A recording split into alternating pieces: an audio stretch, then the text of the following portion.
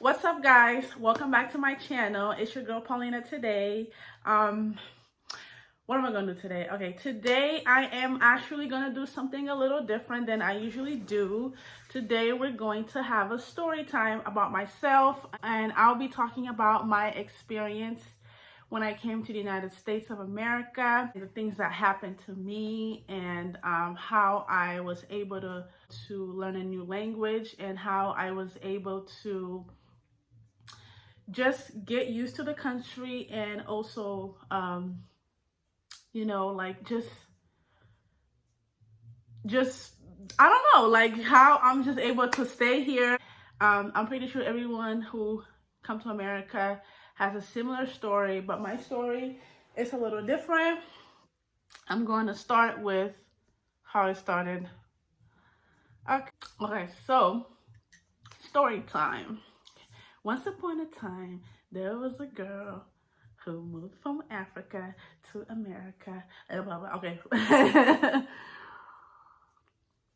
Okay, so let's get started.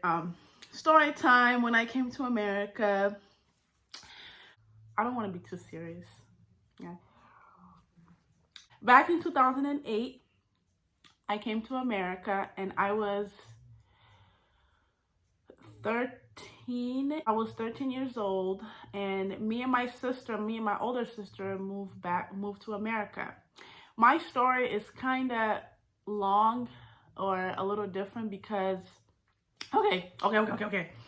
Let's go back. So, I was born in 1995 in Angola, Luanda. I forgot that the little town I was born in, but so my dad moved to America in the 90s. He has been here for a really long time. He came here on a work visa, and he stayed in this country for so long. And I asked him, I think he came to America around 2000s. I'm sorry. Like, my dad came to America around the 2000s. He came to America. He stayed here for a little while, and me and my sister, we were already born. We were back in our country. We were there, and when my dad left my country, I was really little, and I didn't have a chance to meet my own dad. Like, I felt like I grew up without a dad for a really long time. And then the time that I was able to actually meet my dad was when I came to the United States of America. It was so weird because, like, I would always talk to him on the phone. Like, I know how he sounds. And then sometimes I would, like, we'll make a video. Times, like, my mom would show us pictures of him, of my dad, of how he looks like. Cause I was always curious, like, how does my dad look like? Like, I want to see, but guess what? He looks just like me. He looks just like me, but of course I have a female feature more. But yeah, so back in 2008, well, this whole time that my dad was living in America, he was doing paperwork for us to come to America. So I guess the paperwork was all set, but he was telling me something that we were supposed to come way back, like 2005, but luckily we came earlier, and that was only me and my sister, me and my older sister. My sister was, I think, 15, and I was 13. I had just turned 13 years old, and how I came to America, like, I don't know. Like, we were I remember that day, my auntie kind of lied to us, and she was like, oh, you guys are going to go somewhere. Let's pack up your stuff. Like, it was so unaware. I remember that day I was playing with my friends, and we went to a party. Like, I was young, but we went to a party because in Angola, there's like party every block. There's party everywhere. We went to a party, and then when I came back, that's as far as I can remember. When I came back, my auntie said, let's go to get some candy. And I was like, candy?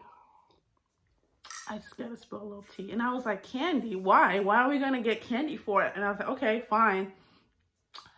Oh my gosh, they literally took me and my sister, put us in the car, in the taxi. They put us in the taxi, and I just see all these suitcases And I'm like, where are we going? Where are we going? And then they didn't say anything. And we ended up at the airport.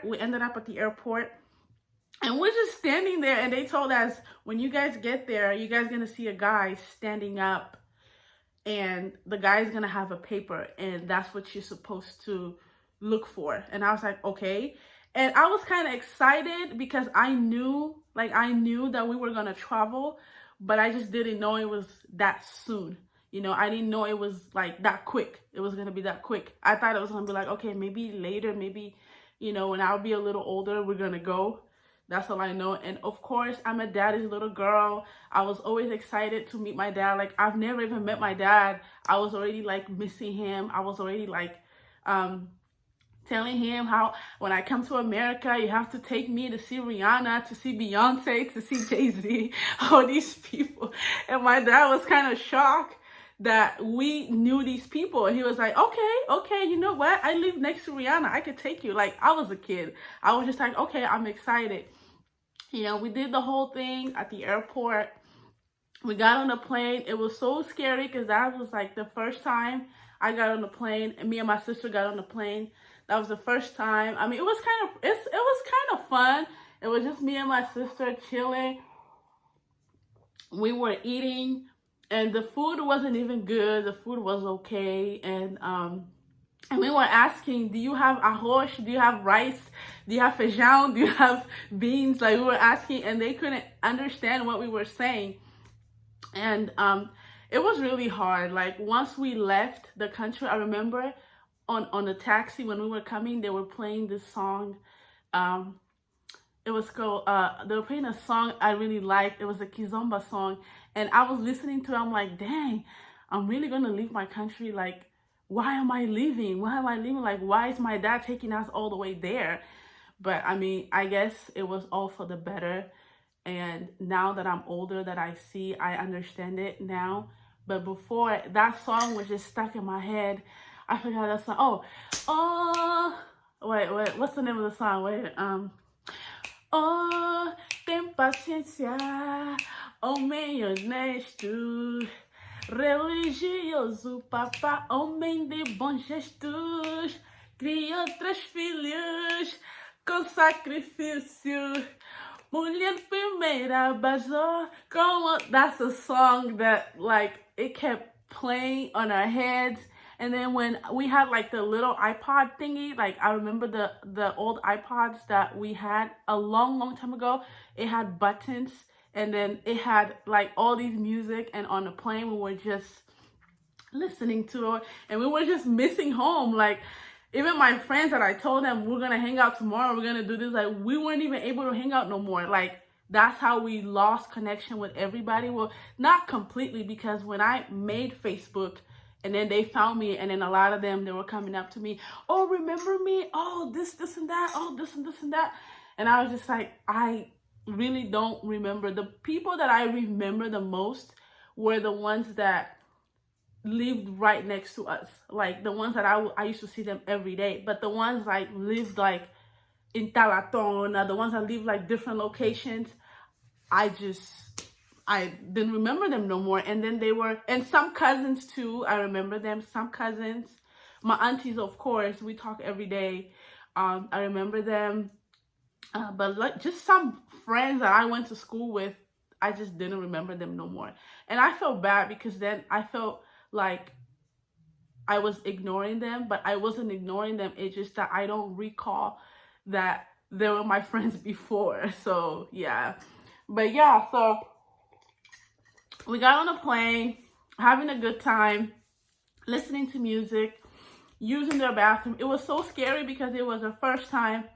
Then we arrived at the airport. It was San Francisco airport, I remember. When we arrived at the airport, it was like the greatest thing ever. Like, you just knowing that you're seeing your dad for the first time ever since you were born.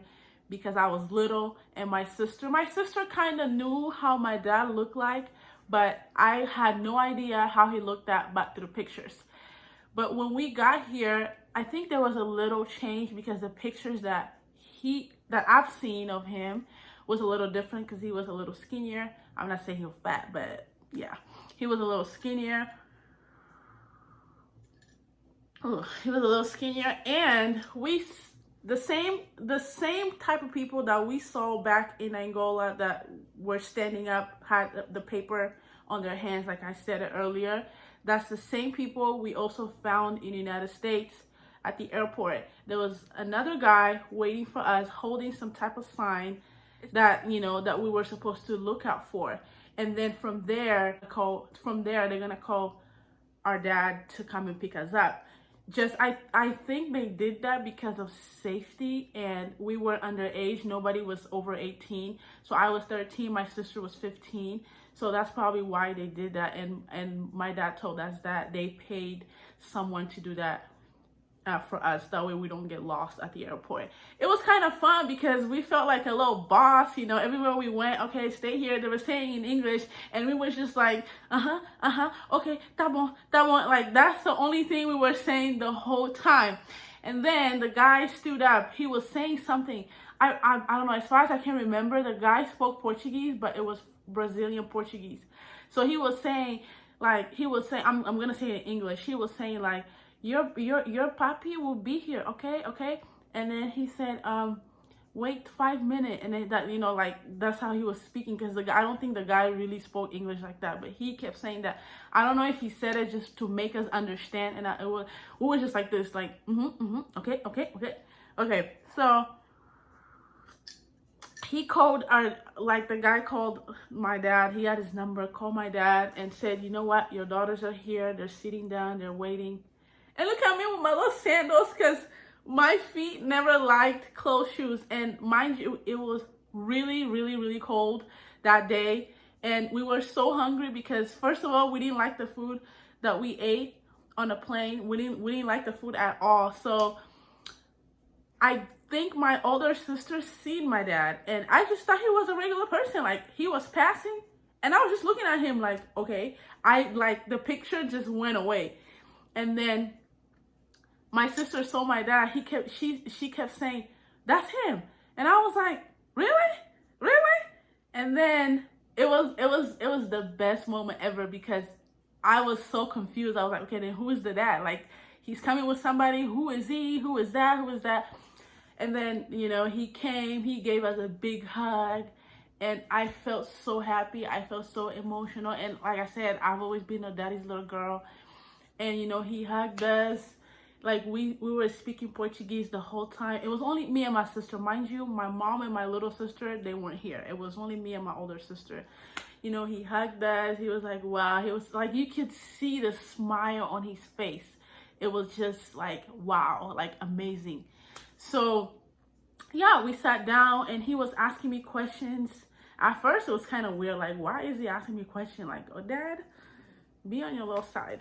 But yeah, he was asking me questions like, how was the flight? How did you guys like it? And me over there, like, I'm so tired.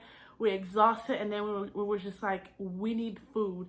And then we stopped at a restaurant. I remember the first time we tried something in America was Burger King. We went to Burger King and we picked up, I don't know, I don't remember, but it was a bunch of hamburgers that we almost threw up because the food wasn't the best, but it wasn't bad. Like, I don't want to be rude, because it was probably why we really didn't like it, because it was from a different country and we were trying something new, which it was, we were okay with it, because at the end of the day, we still kept the food and took it home. And then when we took the food home, it was so weird. Like, it was really, really weird.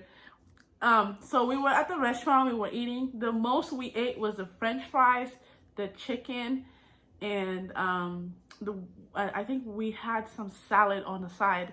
And then they had this little cookies that they had, and this little snacks that Burger King had, and my dad ordered it for us, so that way, we try something different. It was so nice. It was so fun. Like, just you having your dad next to you, talking to you. You actually seeing him. I was just looking at him the whole time like this. And I didn't even know, like, that's my dad. I was so happy. And then, like, I started getting closer to him, because it's like, like I said, I never met him, and I started getting closer. I started learning him, and mind you, my dad is very nice. Like, he's a very nice person. He's quiet. He don't talk much. And yeah, like, you know, and day went by. We started getting to know each other. He actually started cooking for us when we first came. After that, and then he said, okay, you guys are on your own. You guys start doing your things because I have to go to work.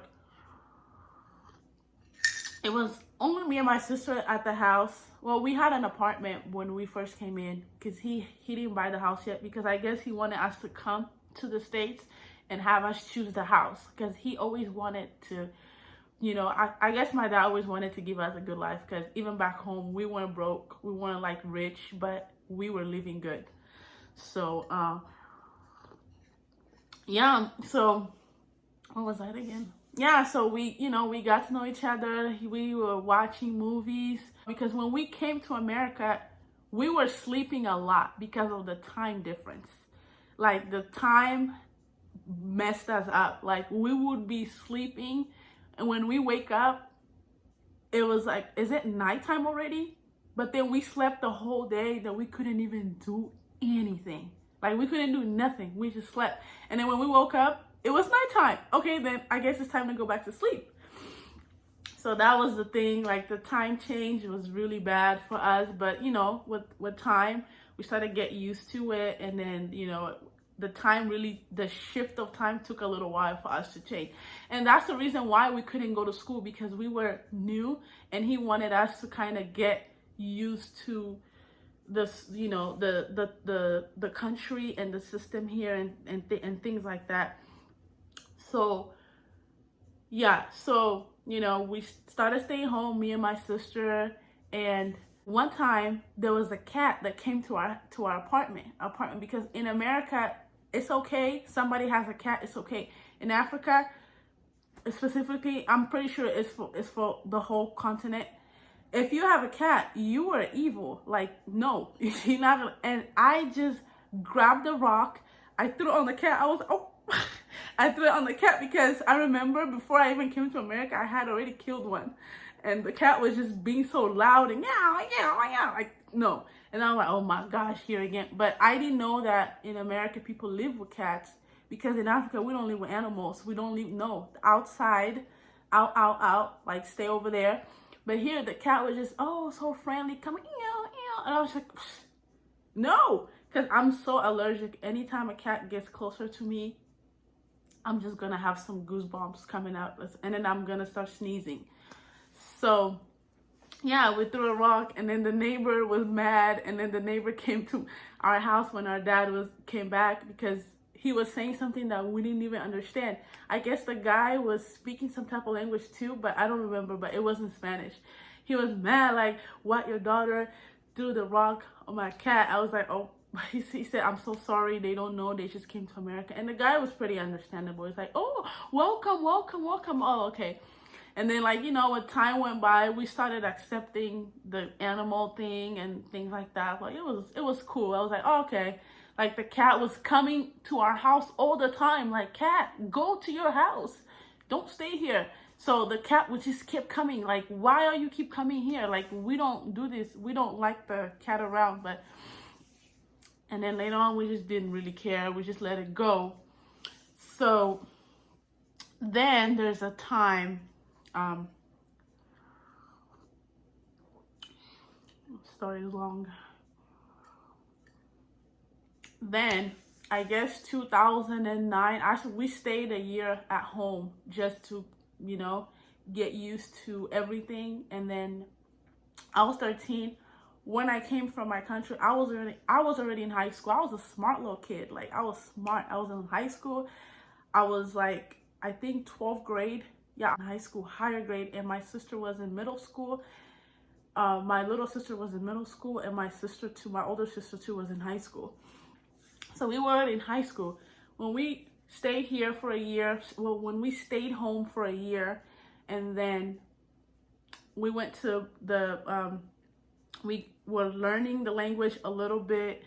And then, you know, when we stayed home for a year, we're learning the language a little bit, little by little, just how to say little things, because I was already studying English back in my country, like I had a little book, I was writing things, but the pronunciation, it was different because that was British English, and it was really different. It was just different. Like the things I was saying, they couldn't even understand. I'm like, then what the heck did I take this class for?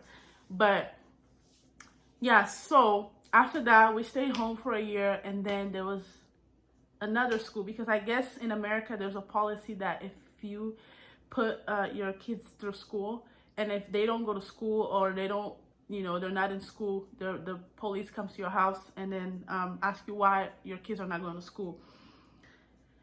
So I guess somebody reported that we weren't going to school, and then that's how we ended up going to school. When I came to America, like I said, back home, I was in high school. When I came here, I had to go down a grade because they said you cannot be in high school when you're 13 years old. That's what they said. So I started fresh.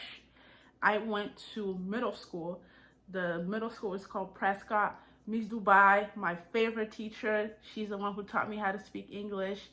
There was really good people at the school I went to. Really great ones. And it was really hard. Like when we started school, we stepped on that campus. It was really hard. Everybody looked as weird. Everybody looked as like, oh, you guys live with animal, like, because we have such a good reputation of America, but America doesn't have a good reputation of Africa. It's all about being poor, living with animals, doing this, doing that.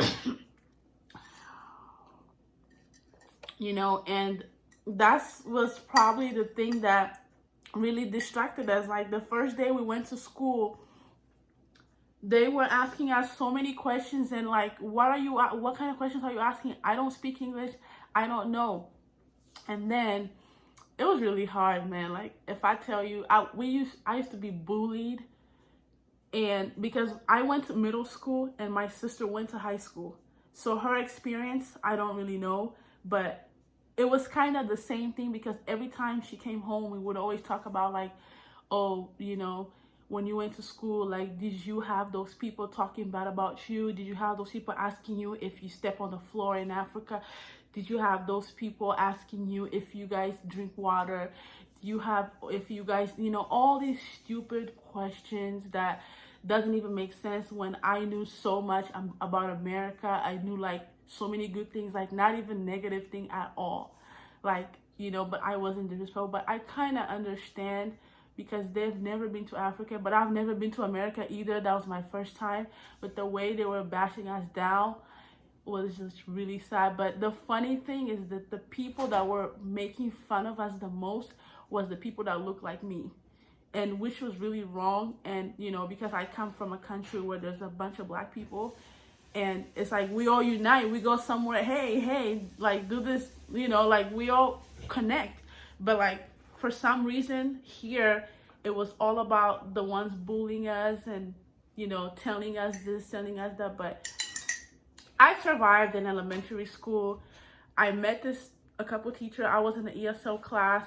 They were teaching us English on the side, like after school program. It was all about teaching us phrases, teaching us words.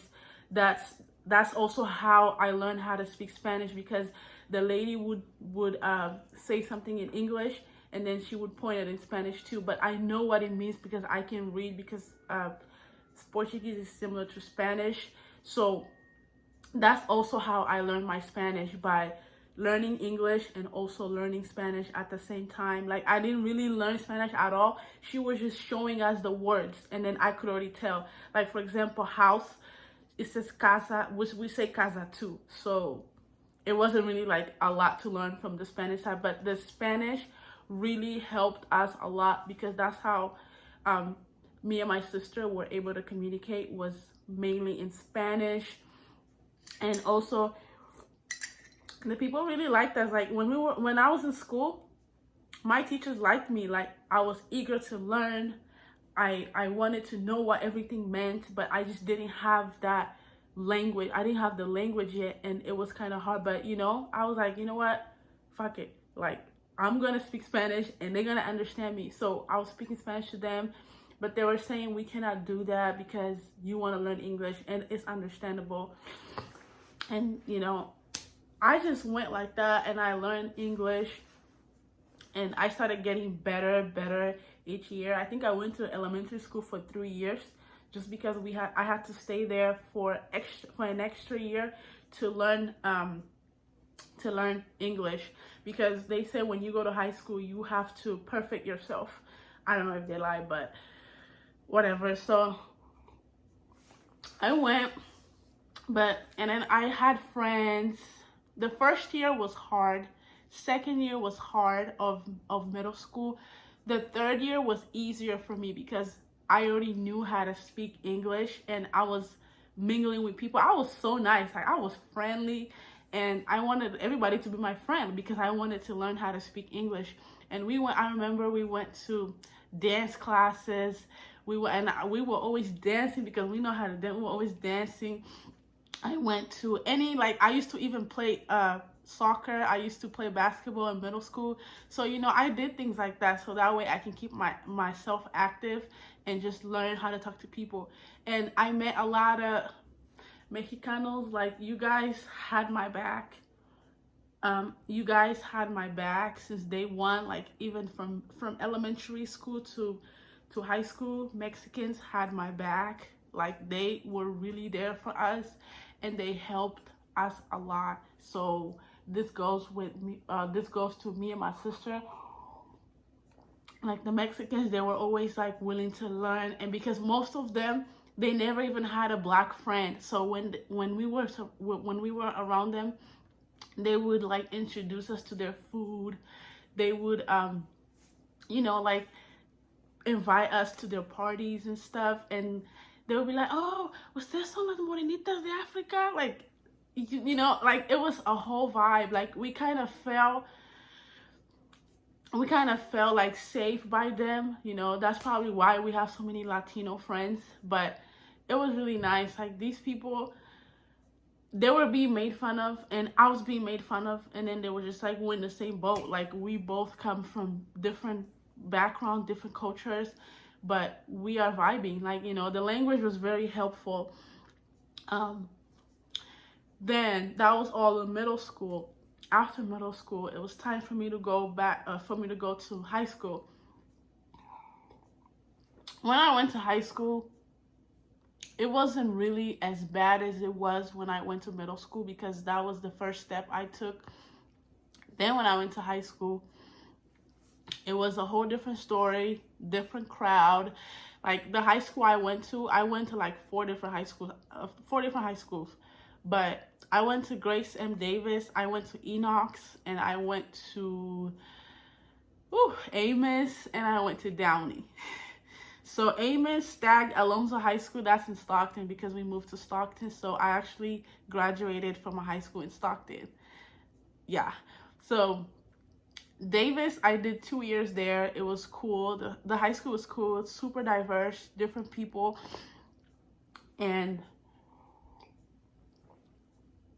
it was just a lot of division. But they had the ESL program. That's probably why I went there. And that program really also helped me a lot with my English. I remember when I came to America, I used to speak Portuguese very well. I'm not saying I don't speak it well now, but it was just a little differences. There's some words that I forgot, but if somebody says it, like, I pick it up. Yeah, like the Grace M. Davis High School had a program that really helped me also a lot. I took a lot of ESL courses, and on top of that, I even took a French class, which my dad helped me most of the time, but I took a French class, and I had friends in high school. I actually made a lot of friends. I took a lot of classes. It was really hard. It was challenging. Like, every time we had a test, I didn't know what to do. I was so shocked. But, with time, I started getting used to it. And then I started knowing how to write better in English. It's not like I didn't know how to write in my own language. I did, but just not, as I know how to write in English. So I started writing better. I started doing better. And then, like, my accent started changing a little bit because I was only surrounded by Americans and also Mexicans mainly. and some Mexicans that were actually speaking English and also Spanish. So that really helped me a lot. Like if I was only gonna hang out with my own people, which we didn't really have, I wasn't really gonna learn that fast, you know. And hanging out with others helps you a lot. Like it really does. So yeah, you know, I went to high school. I started getting used to to the people. I actually made a lot of friends. The professors, the teachers were so nice, and like so much happened in high school. Like so much happened, a lot. Like I don't want to go too far, but so much happened. But great memories, also bad memories, because I was made fun of when I was in high school, because when I finished elementary school, I went to the same high school as my sister. So when I got there, the same thing she was going through, that's the same thing I went through. Like I was made fun, like I said, by my own people, and some white people too were making fun, but not really. But it was always the people that looked like me. Yeah, but everybody else, they wanted to get to know us because we were like the coolest black kids on campus. Like every black kid never wanted to talk to nobody, but us, we wanted to, you know. It's not like they never wanted to talk to nobody. It's always like, okay, this is my crowd. They go over there. Mexicans, they go over there. The whites go over there, and then everybody else go over there. But like to us, we didn't really care because the country we're coming from is not like that. Like you hang out with the people who you talk to. It's normal, you know. But it wasn't easy. Like we were like I remember there was this girl. She was Black American. She asked me, do you guys step on the floor? Do you guys eat with this? Like it was all stupid questions. Like I was kind of getting upset. I was like, okay, why are you asking me that? Like not everybody in Africa is poor. Not everybody, like we don't walk without a floor. You know, it was just so irritating. And sometimes they would come up with jokes that, you know, make us mad, but within time we came to understand. And the same people that were making fun of us, that's the same people that wanted to talk to us when we were speaking better English. And some of them actually apologized, some of them didn't. They just didn't care, because all these hate that we found here in America, that oh, Africans think they're better than this, African Americans think they're better, like all this hate, like to us it didn't make any sense, because nobody's better than nobody. And if that's what you think, you gotta get to know the person first before you even start running your mouth. So nobody's better than nobody, just like America's not better than nobody, you know? So it was kind of that. It was really crazy. After that, I finally graduated high school. After all that stress, after all that stress, crazy life that I had in high school, I graduated and I finished. My dad was really happy, despite the whole conversation, all the hate that we were telling him every time we came back from school. But, you know, it was all like, whatever, like it went away. We already got it. So, and a lot of people that I actually graduated with, and because I still, even though I moved to Stockton and I went to a different high school, I still had friends that I made at my old high schools. Every time when they graduated, I actually went there to watch them graduate, just because, you know, we was cool like that. Like we was cool, you know. And those people that made fun of me, most of them didn't even graduate.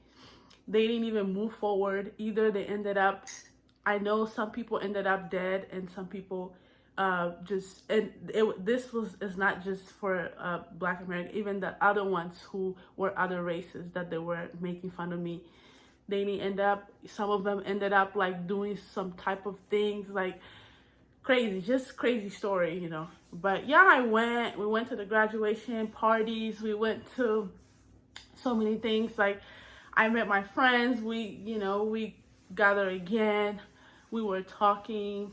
It was just so much. Like it was a lot. Like most of my friends that I still talk to them now. Like some of them will message me, hey, ¿cómo estás? ¿Qué pasa?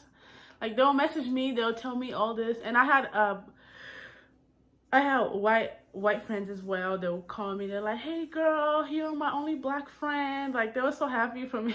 I was black, and I was to me, I'm like, why are they saying that? Like you're my only black friend. Like what? Like does does the blacks from here don't allow you to be next to them?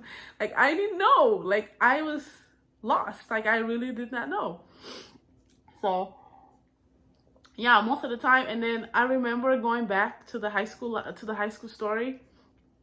Every time we went with other people of a different race, the blacks would get mad. I'm like, why? Like I don't know, because I came from a country where there's mainly black, and we all hang out together. Like we don't really care, and we have Portuguese kids too in school. You know, like lighter skinned people, they still mingle with the darks. It's okay. Like we didn't know all these division, but then later we started understanding that that's how just America works. Like if to me, if somebody has to come to this country, I rather wait until the person gets a little older, not come at a young age. Yes, the benefit of coming at a young age is the child won't have a lot of accent. But if the person, if the adult comes like when he's an adult, it's much better. Like they won't have to face all these things that I face, because when they come, they just gonna go straight to college and take ESL courses, and there people are more grown, and people like they have a different mentality versus high school and elementary school. Because when I started college, nobody even know me. Like I went in and out, then I went to work. That was it. Like I had some friends, like with time, though I'll pass by, hi girl, how are you, how's it going, how's class. That was it. Like, and most of those friends, like I went to school with them, like I knew them, and then I would meet new people too in college. They're like, oh, you're so cool, you're so nice. I'm like, why are you guys saying that? Like, are black people not nice? Like, not everybody's the same. Like, of course, you're not gonna expect every Latino to smile, to be happy. Of course, you're not gonna expect the same for black people to smile and be happy, white people to smile and be happy. But it just seemed like every time I met somebody who was not black, they were always like, "Oh my gosh, you're so nice, you're so cool, and you want to become someone." Okay, like, all right, okay. And at first, it was kind of annoying, but then later I was just like, whatever. A lot of people got excited. I have a black friend. That was it. My black friend. I was like, oh, okay. Okay. So my morenita friend, my morenita. Like, okay. So, yeah, but when I went to college, it was a different story. Life was much more easier because everybody's so busy, in and out, trying to get their life together and get the heck out of school. Like you don't really mingle like the way you do it when you're in high school. That was just a different, like to me, if somebody wants to come from a different country, wait until you're over 18 or 18 years old. Yeah. Then when you come here, it's easier. You don't have to go through all this bullying and so yeah. But overall, I had great experiences in this country. And I'm still having a lot of great experience in this country. And the whole bullying thing, I think it's only when you're young and you go to middle school and high school. That's what I think. But once you get to college, you get to university, you find way more educated people, way more different people who are actually willing to learn and who actually know things about your country that you don't even know. Like, it's just so different. Like, you're not really gonna face the whole bullying, and most of them, they're just like wanna come and talk to you and just get to know you, versus in high school and middle school, who wants to do that? Like, everybody just want to be all that, like I'm the boss, I'm this, I'm that. So that's just how I see the difference. I've came a long way. I went to high school in America, middle school, college, university. I'm done. I have a bachelor's degree. To get that wasn't easy. Like, it was not a piece of cake, but it took a long time. Since 2009, that's the year that I joined school, and I graduated university with a bachelor's in political science 2020.